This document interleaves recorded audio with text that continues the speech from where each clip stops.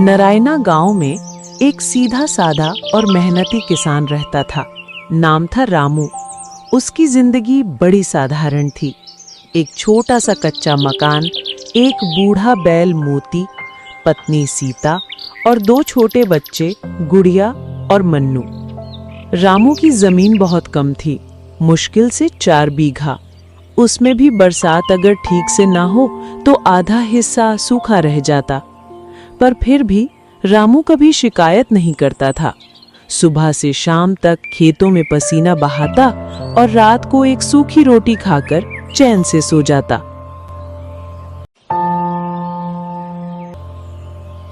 भाग्यवान, आज कुछ खाने को मिलेगा। लगता है फिर भूखा ही खेत जाना पड़ेगा। थोड़ा रुकिए जी, बाजरा पक रहा है, चटनी भी बना रही हूँ। बच्चों को खिला दिया, अब आपके लिए बांध रही हूँ। ठीक है, जब तक तुम खाना बांधो मैं मोती को निकाल लाता हूँ।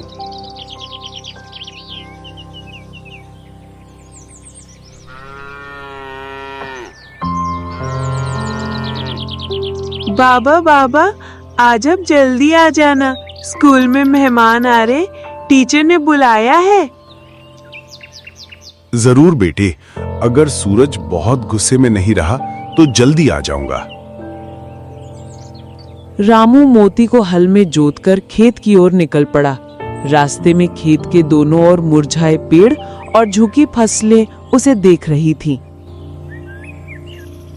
चलो मोती, आज थोड़ा जल्दी खत्म करना है। गुड़िया की स्कूल में मेहमान आ रहे हैं। खेत की मिट्टी सूखी थी। जैसे ही रामू हल चलाने लगा, मोती हांफने लगा। सांसें तेज, टांगे कांप रही थी। अरे मोती, क्या हुआ? थक गया क्या? हाँ, जानता हूं तू अब बूढ़ा हो गया है, लेकिन तू ही तो मेरा साथी है। रामू ने मोती को पेड़ के नीचे बांध दिया, उसे पानी पिलाया और खुद हल पकड़कर खेत जोतने लगा।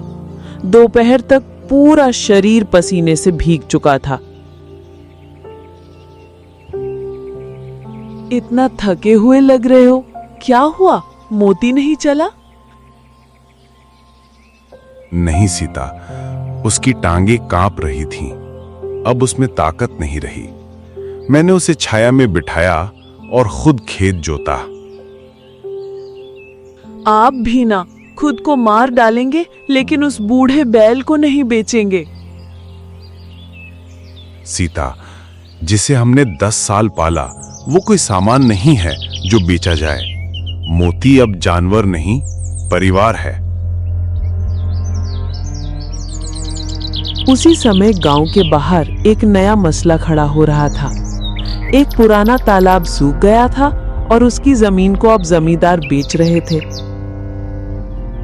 सुरेश बाबू गांव के रसूखदार जमींदार ने वो जमीन खरीद ली थी, लेकिन वो जगह पूरी बंजर और सख्त थी। इस खेत की जुताई कौन करेगा? गांव के लोगों से पूछो। अगली सुबह सुरेश बाबू अपने नए खेत की तरफ जा रहे थे। रास्ते में रामू को अकेले खेत जोतते देखा। रामू, जरा सुनो। जी बाबूजी। मेरे पास एक बंजर जमीन है, गांव से दूर, जुताई करनी है। 4 दिन में काम हो जाए तो 5,000 दूंगा। जी, बिल्कुल कर दूंगा बाबूजी। अगले दिन रामू और मोती बंजर खेत में पहुंचते हैं। जमीन पथरीली, धूप तीखी और दूर तक कोई पेड़ तक नहीं। चल मोती, थोड़ी मेहनत और कर ले। अगर ये खेत जोत लिया तो घर में कुछ पैसे आ जाएंगे। 2 दिन बाद मोती की तबीयत बिगड़ने लगी। सांस तेज, शरीर कांपता हुआ। रामू ने उसे तुरंत छुड़ाया और एक और बांध दिया। ठीक है मोती, तू आराम कर। अब ये रामू खुद हल चलाएगा।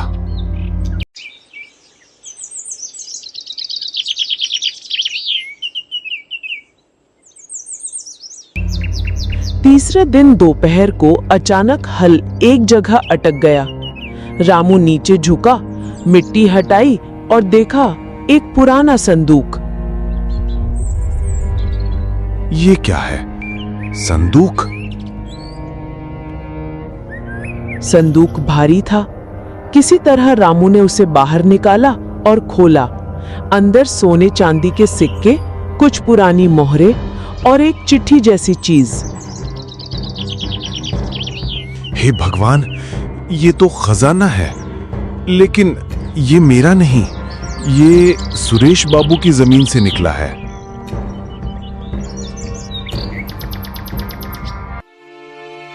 सीता, देखो, पर ये खजाना मेरा नहीं है, ये सरकार का होगा।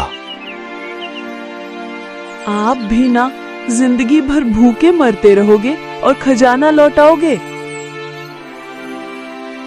अगर बेईमानी से अमीर बनना होता तो मैं कब का बन गया होता। ये धन मेरा नहीं है, इसे लौटाना होगा। अगले दिन रामू सुरेश बाबू के पास गया, पूरा खजाना और चिट्ठी उन्हें सौंप दी। रामू, तुम जैसे लोग समाज की रीढ़ होते हैं। मैं खुद तहसील जाकर इसे जमा करवाऊंगा और तुम्हारे लिए इनाम की सिफारिश करूंगा। कुछ दिन बाद गांव में तहसीलदार और पुलिस जीप लेकर आए। रामू जी, सरकार आपकी ईमानदारी से प्रसन्न है। आपको सरकारी इनाम दिया जा रहा है। 1 लाख रुपए नकद, 20 स्वर्ण सिक्के और एक सम्मान पत्र।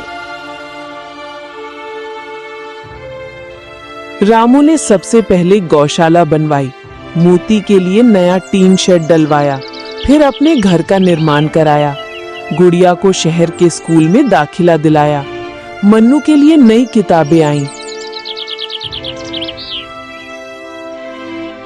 सच कहा था आपने, बेईमानी का पैसा नहीं फलता, पर ईमानदारी का फल मीठा होता है।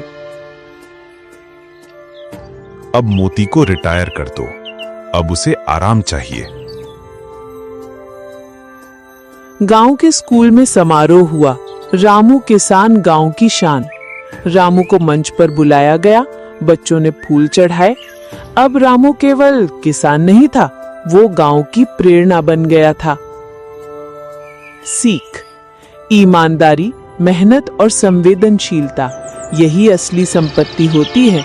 रामू ने साबित कर दिया कि इंसान छोटा खेत वाला हो सकता है, पर दिल से बड़ा जरूर होना चाहिए।